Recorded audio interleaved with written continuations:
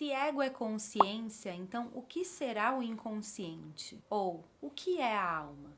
A gente pode se chamar de self ou de alma, o nosso centro mais profundo, que regula aquilo que a psicologia junguiana, por exemplo, chama de psique. Self também é uma terminologia utilizada pela psicologia junguiana. Segundo a Cabala, por exemplo, esse centro regulador do nosso eu mais profundo e essencial pode ser chamado de a sua centelha divina. São vários nomes que se dão para isso, talvez o mais popular seja alma. O que nos determina? Aquilo que nós somos e fazemos, mais aquilo que nós não somos e não fazemos ainda. Aqui eu tô falando de consciência e inconsciência. São essas duas partes que nos determinam. Então eu tô falando de ego e alma. É muito mais fácil a gente imaginar aquilo que nos determina, aquilo que a gente já conhece e já faz por escolha.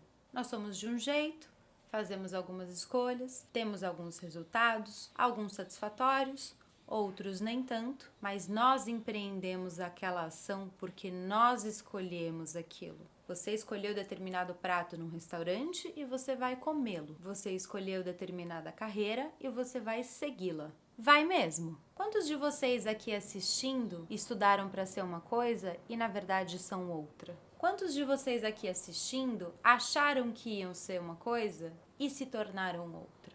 Por que será que isso acontece? Alguns chamam isso de vocação, outros falam que tiveram um chamado de alma, que eles se formaram para ser uma coisa, mas o chamado dentro deles para fazer alguma outra determinada atividade era muito forte e que foi impossível parar esse caminho. E é assim mesmo que funciona, porque algumas coisas não somos nós que escolhemos. É a nossa alma. Como explicar pessoas que sacrificam as suas vidas pessoais para ajudar pessoas em situações de fome, miséria, terror extremo? Por que essa pessoa faz isso? Como explicar a morte de um ente querido? Quem escolheu isso? Como explicar uma doença desenvolvida, autoimune ou sem possibilidade de cura? Quem quer isso? Como explicar o seu casamento com uma pessoa que você detestava numa determinada fase da vida e hoje você ama incondicionalmente aquela pessoa? Você que escolheu? Nessa pequena lista eu dei alguns exemplos de coisas que nos determinam e que não necessariamente nós escolhemos. Aquilo que nós não sabemos, ou seja, o inconsciente, nos determina. Ele causa fatos concretos na sua vida. Se você tem uma doença, você tem que lidar com efeitos físicos, psicológicos, todos os dias na sua vida. Se você casa com uma pessoa, você convive e vive com essa pessoa todos os dias da sua vida. Não há nada de abstrato nisso. O inconsciente não tem nada de abstrato. A alma não é abstrata, ela é concreta.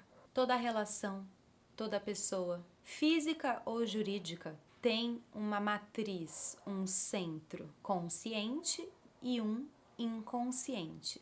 Isso faz parte de um todo que forma aquela pessoa física ou jurídica ou aquela relação.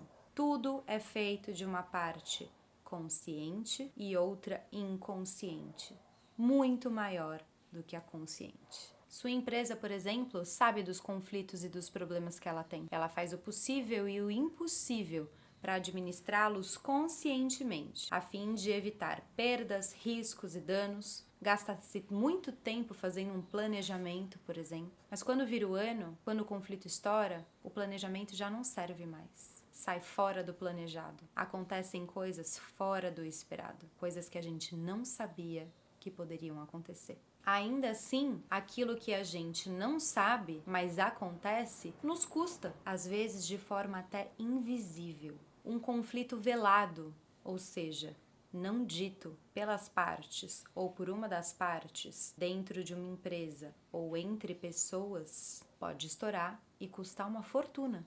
Assim como um conflito exposto, mas com causas inconscientes, também pode estourar e custar uma fortuna. Às vezes, é um vazamento de dinheiro que escoa sem a pessoa ou a empresa perceberem. De acordo com Jung, o homem só poderá viver em harmonia com a própria natureza a partir do momento em que ele se tornar consciente daquilo que lhe é inconsciente.